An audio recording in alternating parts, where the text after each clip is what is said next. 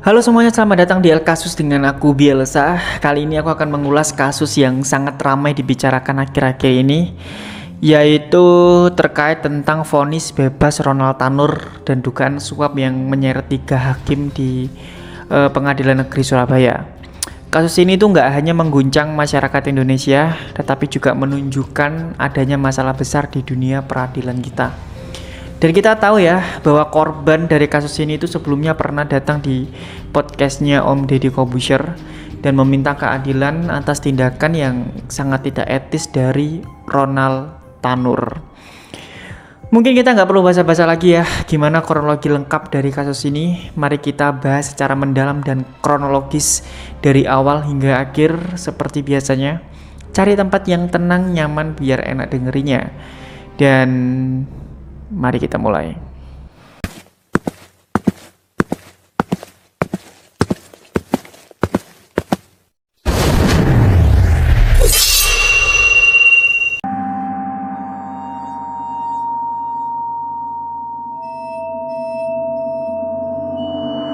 Kita kenalan aja dulu ya, siapa Ronald Tanur dan apa masalahnya. Ronald Tanur itu adalah anak seorang anggota DPR atau pejabat. Pada suatu malam, dia itu terlihat dalam satu insiden kekerasan dengan Dini Sera yang diduga merupakan teman dekatnya.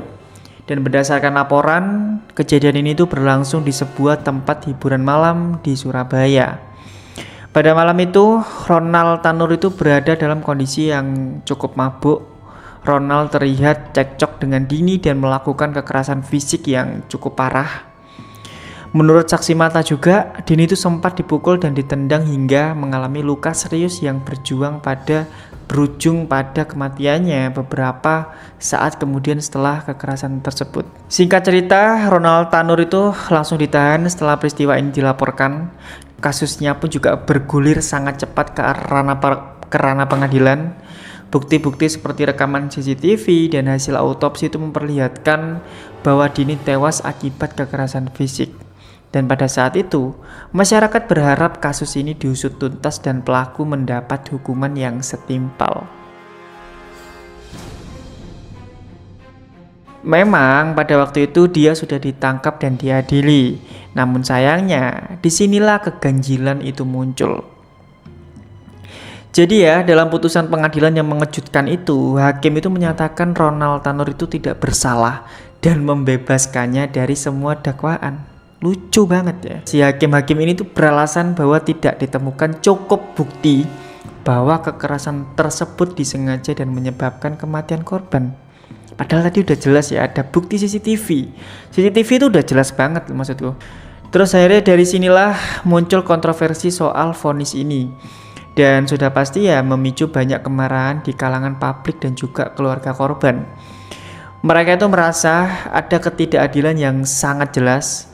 Banyak pihak itu menuduh adanya campur tangan kekuasaan atau korupsi dalam proses persidangannya.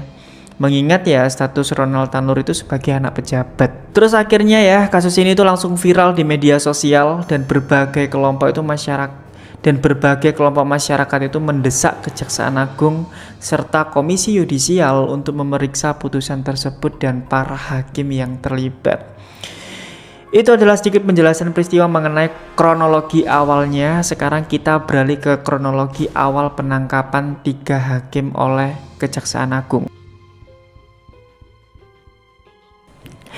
Pada tanggal 23 Oktober 2024, Kejaksaan Agung itu melakukan operasi dan menangkap 3 hakim Pengadilan Negeri Surabaya yang memutus bebas Ronald Tanur.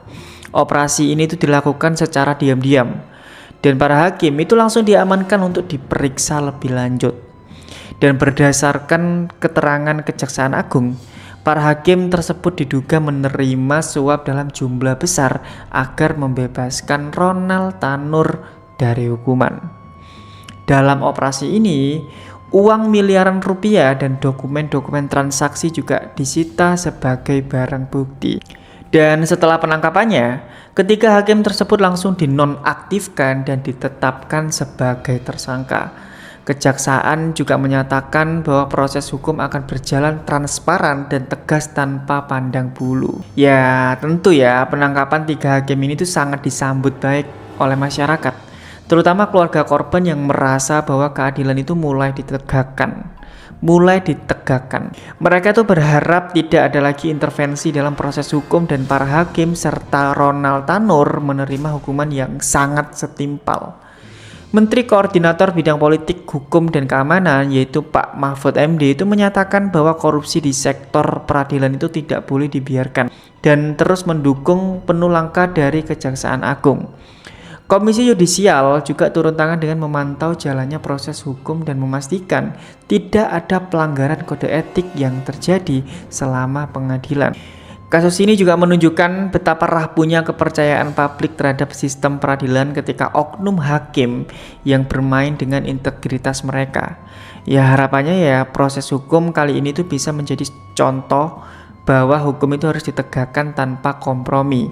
Dan mereka yang bersalah harus menerima ganjaran sesuai perbuatannya. Tentu ya, kita semua punya peran dalam mengawal kasus ini. Jangan ragu terus untuk bersuara agar keadilan itu benar-benar bisa dirasakan oleh semua pihak, terutama oleh keluarga korban gitu kan ya.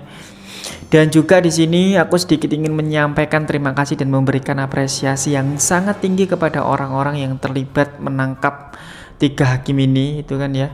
Aku yakin di Indonesia tuh masih banyak hakim yang sangat menolak dengan uang suap dan ajakan setan itu.